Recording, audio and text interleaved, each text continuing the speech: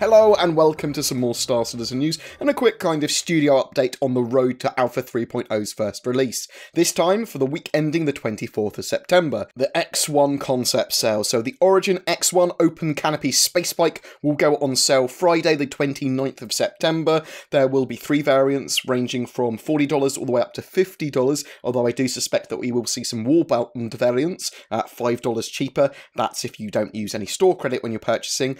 We've seen the early concept work with it, the second phase, second pass of that early work. We know it's a space bike with a luxury kind of racing thing in mind. The 3 variants are, in my opinion, likely to mirror the 300 series, maybe with a racing variant, a basic one, and then one that's either exploration or combat orientated. So the Star Citizen studios have all been working hard on trying to get 3.0 out the door. On Thursday, they reduced the must-fix bugs from 26 to 7 before the Evocati can get their hands on that first 3.0 build. Then on Friday, Brian Chambers tweeted that there are only 5 bugs left.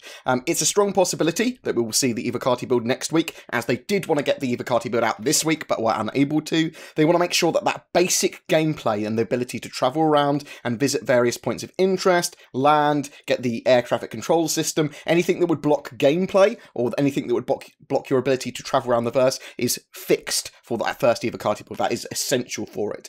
They are ready to publish the build as soon as a release candidate is made.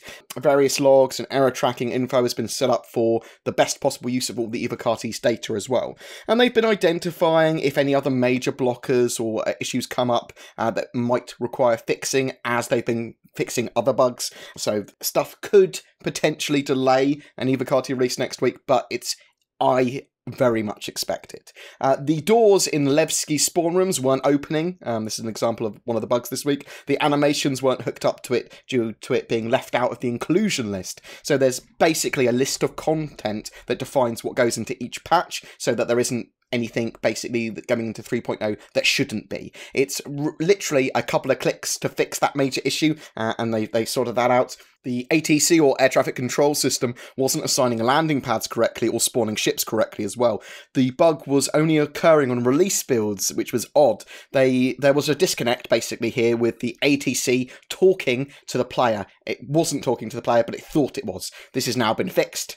They hooked all that up correctly. They had a major issue with timeouts, disconnects, and server crashes as well. This caused delays because they had to roll back to a previous day's build. There was also some issues with loadouts and despawning ships. Basically, a ship thought you were still part of it when it tried to despawn the ship or delete the ship, and it would also try and despawn the player or their equipment as well, so that was causing a lot of issues. The vehicle customizer app, the ship selector app, and insurance claim features have all been reviewed on their current functionality and progress, and they're getting some more extra polish as well for 3.0.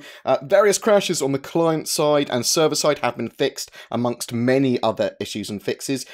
Issues with players not being able to open doors, kiosks not allowing purchases, oxygen supplies constantly depleting in safe zones, shopkeepers missing in Levski, mission items missing from missions, and their drop-off zones not being correct. They've all been fixed.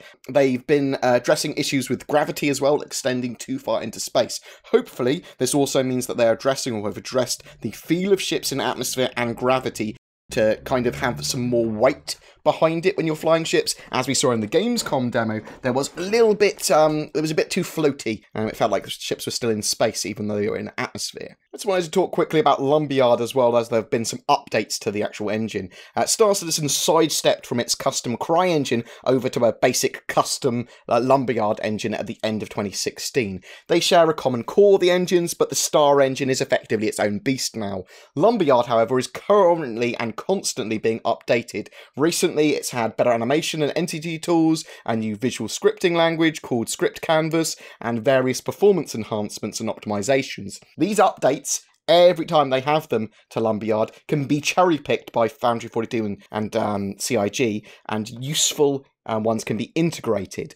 Obviously, not all are appropriate, but we do see improvements with GPU optimization and particle effects, and fog and lighting updates and much more. Twitch integration is also a big part of the Lumberyard engine, and was briefly mentioned a while ago that Star Citizen may be using some forms of integration or some cool Twitch stuff in the future, but we'll have to wait and see exactly how that pans out. It's nothing that's going to delay the Star Citizen development any further, it just gives them some extra options and optimizations, and I only mention it just because basically Lumberyard has been updating it a lot recently.